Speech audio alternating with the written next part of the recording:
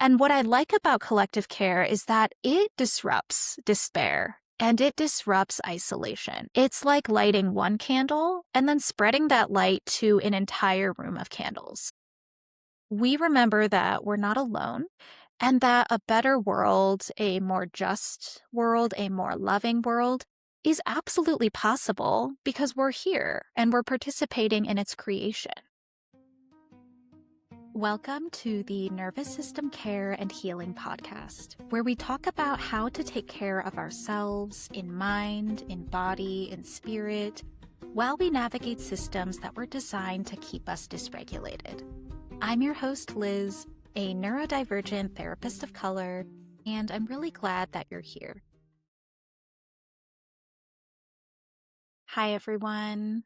Today, I want to talk about why community matters so much. Why community is not just a nice extra thing to have, but actually an essential resource and an abundant resource if we take time to nurture it. So I'll talk about why building community is a way to take care of our nervous systems and a way to take care of each other when the systems around us are clearly failing to do so. And I'll also share some ideas about how to build community in a way that makes sense for your life and feels sustainable for your nervous system. So let's start with, why does community matter so much, especially in these times? I recently heard someone say, and this is paraphrasing, when crises land on our doorstep, we've learned to stock up on toilet paper, but not to stock up on relationships. This is obviously a very general statement, but as we hear it, I think we have to ask why. Why do we not invest in relationships? So many of us in Western culture, and speaking from my personal experience growing up in the United States, we're so used to going at it alone, being self-sufficient and pulling ourselves up by the bootstraps. Though if you really think about it, it is physically impossible to pull yourself up by your bootstraps. So the saying tells on itself. Here in the States especially, self-sufficiency is expected. We do not have the types of systems, infrastructures, or social safety nets that are available in some other places, which means that we are expected to be hyper-independent. Just to give an example, in most parts of the US, you need a car to get around. Public transport is either unreliable or non-existent. So if you don't own your own vehicle, basic everyday things get really complicated, like getting to and from work, buying groceries, having a social life outside of the house. Hyper-independence, owning your own vehicle, becomes an expectation. Another example, if a medical emergency hits, here in the US, your health insurance might cover the expenses or it might not. And this is if you're even insured at all, which we know is a really complicated thing here. So then you're figuring out how to possibly pay out of pocket for your treatment or your medication, or you're on the phone for hours with your insurance company trying to convince them to cover it. And if you cannot figure this all out by yourself, there is no guarantee that the system will take care of you, that the system will catch you if you fall. We know that the vast majority of people in the States are closer to becoming unhoused than they are to becoming a billionaire. Not that anyone ever needs the extreme wealth of a billionaire, but just to give an example of the range here. We know that many people are just a few missed paychecks away from literal homelessness, and that the risks of that compound if you hold marginalized identities like being BIPOC, queer, trans, or disabled. And of course, these problems are not at all unique to the US. But the fact is, in the wealthiest country in the world as of 2026, the inequity can feel particularly stark, and it is absolutely unacceptable that this level of disparity is present anywhere. To call it what it is, what we're seeing and living through are the impacts of generations of colonization and capitalism that have led to the exploitation of our Earth, disregard for life, including human life, and a system that prioritizes profits over people and is barely pretending to be otherwise anymore. It is a system that benefits the 1% and leaves scraps and crumbs for the rest of us. So, end of rant. This is where community comes in. It is so essential that we learn to take care of each other because we've seen that there is no real guarantee that the systems will. And it's also worth asking who is benefiting from our isolation and our hyper-independence. Who benefits when we are living separated, disconnected from each other, existing in silos, doing it all alone? It is certainly not me or you who benefit from this system. Not any of us who are not in the 1%. Moving on then, I want to take some time to define community. To me, community is what happens when we come together, when we build relationships, when we learn how to repair with each other after a rupture, and when we support each other. Community is technically a noun, but I want us to also think of it as a verb. It's not just a passive experience that we stumble upon or that's handed to us. It is an active process that we co-create together and that requires nurturing and tending to every season, like a garden. And community care, collective care, is the opposite of the pull yourself up by the bootstraps mentality. It is, hey, I see that you're trying to pull yourself up by your bootstraps, which seems physically impossible. Would you like me to help you? Would you like me to connect you to someone who can help? Let's figure this out together. When you hear the word community, I'm curious what comes up for you. Whose faces do you see? Whose names come to mind? Which places are you drawn to? I know that we all have different experiences of community. So to be clear, the perspectives I'm sharing here are not the final word. It's not the be-all, end-all definition. I just want to share a few ways that I'm thinking about community right now. Community doesn't just mean friends or family, although your friends and family may be deeply important parts of your community. Community can also mean anyone that you interact with in your network of acquaintances, neighbors, mentors, elders, chosen family, extended family, the people who frequent the same places as you do, the people who share the same values as you. See how we can really expand who gets to be in our community. And you may have multiple communities from different eras of your life. They may not all live in one place. And the people in your community, all the webs of your community, may not all know you in the same way. For example, I have people who know me by different names because in different phases of my life, I've gone by Elizabeth, I've gone by Liz. In the past, I've gone by my nickname, Emmy. So people know me in different ways. Community is also intergenerational. It's not just the people who were in your graduating class of high school, not just the people who understand the same cultural references as your generation. It may also include people who were in the generation that raised you. It may include younger folks, the kids of your friends and neighbors. And being in community is a two-way street. It involves giving and receiving, supporting and being supported, always in alignment with your current capacity, what you're available for, what you can give without burning out, and what you need to receive. And it's really important that we do participate in both directions of this street and that we create reciprocal relationships rather than one-way streets or relational structures that mimic or recreate the burnout and resentment that we're trying to recover from. Overgiving is absolutely a thing, but we know that we cannot pour endlessly from an empty cup. We cannot put on someone else's oxygen mask while we're struggling to find our own. So in community, we are really practicing how to be there for others, and we're practicing and learning how to receive. Depending on who you are and how your life experiences have shaped you, either end of that equation may feel really tricky. Right? How to give, how to serve others, how to support and show up, and also how to receive, how to let that in. I want to name too that community may be inconvenient.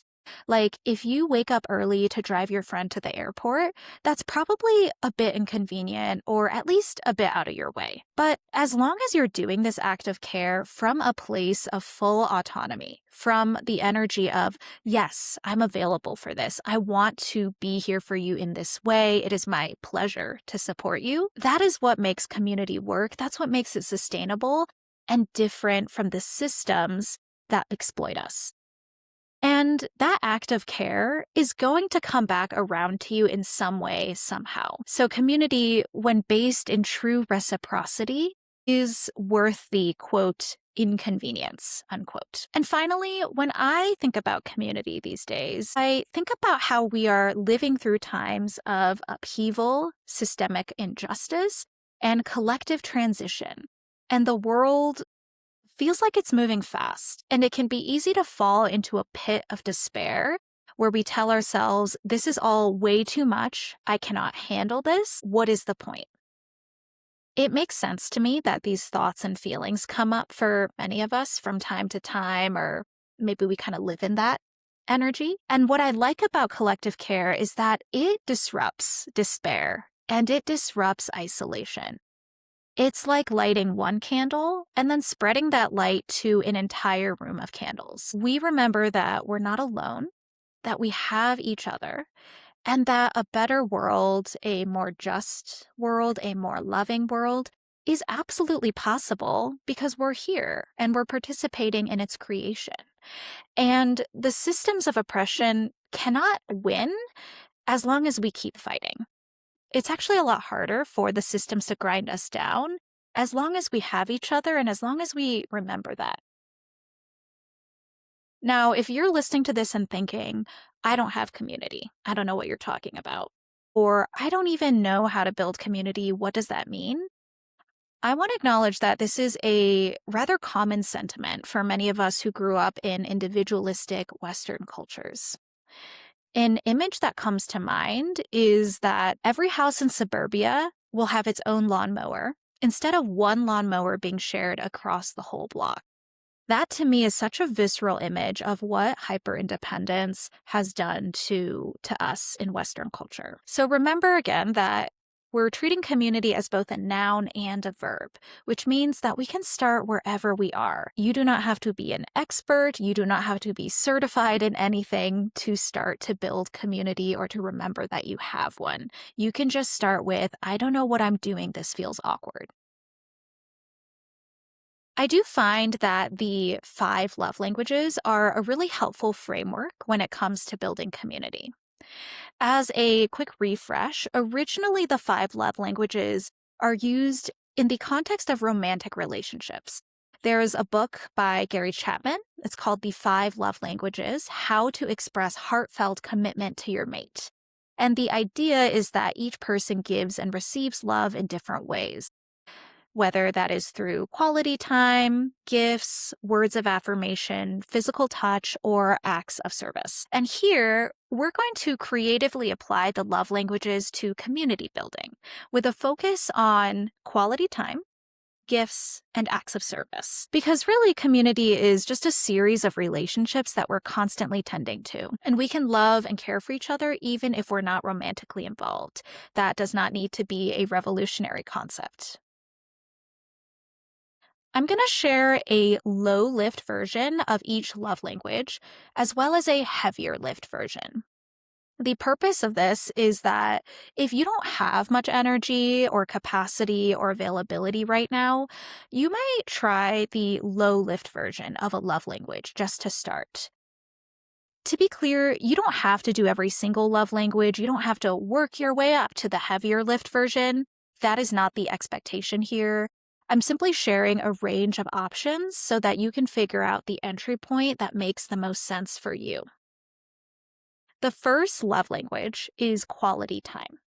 So the low lift version of this is to spend time in third spaces. A third space is a social setting that is not the home and it is not work. So think of libraries, bookstores, parks, coffee shops, gyms, community centers, co-working spaces, A public pool, malls, yoga studios, places of worship. Some third spaces might involve paying a small fee to be there, like buying a coffee to sit at a coffee shop for a few hours, and others are free to access. Ideally, we can start with the free third spaces. And the reason this is a low lift act of care is because it is an opportunity to connect and gather with other people, but you don't have to sign up for anything beforehand in most cases. You don't have to commit to anything extensive, and you don't have to spend hours of your time making this happen. You can just show up if you want. You can stay as long or as little time as you want. And if you like it, you can show up again next time and just see what relationships, what seeds get planted from this third space. I think that one of the harms of capitalism that we all notice is that so many of us are constantly working or recovering from working or isolated in our homes, surrounded by our 8 apps and 47 tabs, and we don't get to actually see each other. Or when we do see each other, it's like we're recovering from being exhausted and from suffering. Third spaces are, again, a way to gather with people and connect, feel other people's nervous systems in a low key, low pressure setting. You don't even have to make small talk if you don't want to. Now, the heavy lift version of quality time might look like scheduling a one-on-one hangout with a friend or with a group of friends. Maybe you join a class based on your special interests, like gardening, knitting. Maybe you dance, hike, or sing together or make art together in a structured group format that meets regularly. And this can feel more energy intensive because it might require some commitment on your part, might require to move things around in your schedule.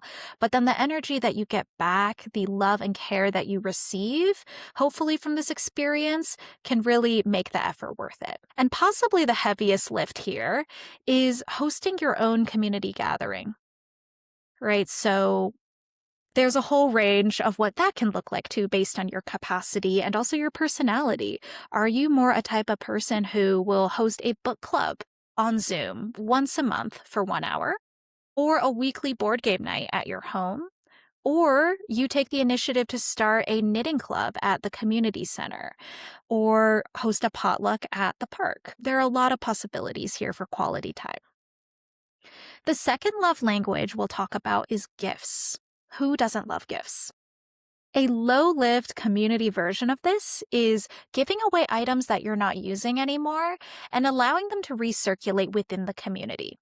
So instead of throwing your old lamp in the trash, and maybe this lamp works great, but it isn't your style anymore, you can post that lamp on your local Buy Nothing Facebook group to see if anyone wants it.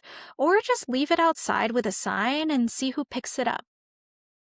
As an example of gifting in the community, recently I noticed that the new scratching post that I'd bought my cats was not being used at all. None of my 3 cats were interested in it. So I went ahead and asked the art studio that I go to if their 2 community cats who live in the studio might need a new scratching post. And the art studio said, yes, absolutely. So I brought the scratching post, and now the 2 community cats in the art studio get to use it. And it's a win-win. Now, a heavier lift version of gift giving might look like donating time, money, or energy to causes that you care about. There are many types of gifts that you can offer depending on the resources you have. It doesn't have to be something wrapped in a box with a bow. Because maybe you want to gift a free workshop to your community where you teach skills based on your areas of expertise. Maybe you donate money or time volunteering at an organization that's doing good work. Or maybe you shop local as much as possible, which is keeping money in the community, keeping that gift in the community instead of handing it to corporations that don't really care about us. And while there may be inconvenience in, for example, not using an Amazon account with 2-day free shipping and instead having to search for a specific item on the shelves of your local grocery store, this is an example where that moment of inconvenience may be really worth it in the long run because choosing to divest from corporations and choosing to put that money back into the community that you live in is really an act of love systemically in the long run. Now, keep in mind here that while I am using labels like this is low lift or this is a heavy lift activity, ultimately you are the determiner of what feels easy or hard for you right now. I don't want to claim any authority that, oh, of course this will be easy for you and of course this is harder, because maybe an action that I'm calling low lift is not accessible to you right now. So I do want to acknowledge that and to use your own intuition and own judgment of your capacities as we move through this list.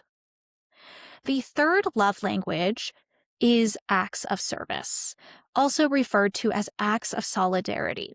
This is where we use our unique skills and gifts in often a really creative and loving way to support our communities, to show up for our people.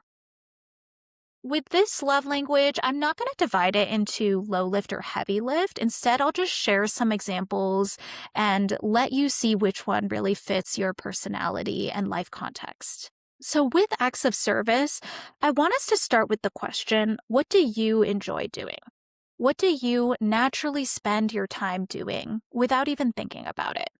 And then figure out how those gifts might translate to meeting the needs of the people in your corner of the world. To list some ideas, if you love cooking, you could contribute to a meal train for your friend who just gave birth, or share extra soup and bread with your neighbor just because. If you enjoy physical tasks and physical labor, you could shovel snow for your elderly neighbor or help transport heavy items on moving day. If your brain loves organization and spreadsheets, maybe you could help with the admin side of a community mutual aid project. Like maybe you're the one to send emails to volunteers for a food drive, or you research venues for an upcoming fundraiser and come up with a list of the best 3 options. If you're multilingual, you could help your neighbor to navigate a medical appointment, assuming you speak their native language and can translate between that and English. The goal here is to make sure everything is communicated clearly. You could help translate important documents that they need to fill out. If you're good at breaking down complex topics into simple language, so a real teacher energy here, maybe you could create summaries of essential community education, like Know Your Rights handouts or instructions on how to register to vote, or a summary of the last town hall meeting. If you're an artist, you could make signs for a protest, visually beautiful, eye-catching signs as a form of nonviolent resistance, or simply share your art, spread it far and wide online, in the streets, as a message of hope and courage and a reminder of beauty and joy, which is so desperately needed in these times. And if you're social media savvy and have an audience of any size, you could use your platform to uplift the messages and causes of marginalized communities and make it clear where you stand on issues like human rights, because making your stance visible makes other people feel safe too, people you might have never even met. And any links or educational posts or videos that you reshare from credible sources that you help boost up in the algorithm, that has the potential to reach someone in your network and to open up more minds and hearts. There are so many infinite expressions of love languages in community. This is really just a sample of ideas to get the wheels turning.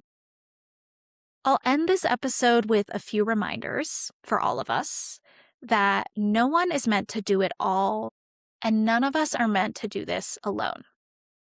And the areas where you are available to offer support might be very different from the areas where you need to receive support. That is okay and natural and makes sense. Now, if you're considering how to bring the love languages into your relationships, there are 4 questions that I want you to consider. Number 1, what do you need? Number 2, what is your capacity? Number 3, what resources are available to you right now? Resources include time, energy, skills, money, material resources, and beyond. And number 4, ask yourself, what privileges do you hold, if any, and how can you use your privilege for good? I want us to remember that our nervous systems are wired to live in communities, to feel other nervous systems breathing and moving around us. We're wired to gather around fires, tell stories, raise children, care for elders, connect with land, witness births and deaths, celebrate, grieve, mourn together. This is how our ancestors lived. They lived collectively and often in intergenerational homes. Living in disconnection hurts us. It hurts our souls on some level, even if we don't feel it right away. And building community may feel terribly unfamiliar and awkward, but I believe that the more we do it, the more we remember that it is actually in our bones and in our DNA. Community is what helped our ancestors to survive, to live to the next day. And it's why you and I are here in the first place. A quote was shared with me recently, and it spoke to me deeply. So I'm ending with these wise words, not my own. I cannot do all the good the world needs, but the world needs all the good I can do. Thank you so much for listening to the Nervous System Care and Healing Podcast. If you enjoyed this episode, be sure to follow or subscribe on whatever platform you use to listen to podcasts. And if you ever have a few minutes to leave a rating and review, it would mean so much to me, and it helps other people to find the podcast and spread the care. Please remember that this podcast is not a replacement for therapy, coaching, or professional mental health services. The information shared here is generalized, it may not reflect every individual nuance, and it should not be interpreted as personalized mental health advice. So please do seek out additional support if you need it. Take care and be well. This is Liz at Nervous System Care and Healing.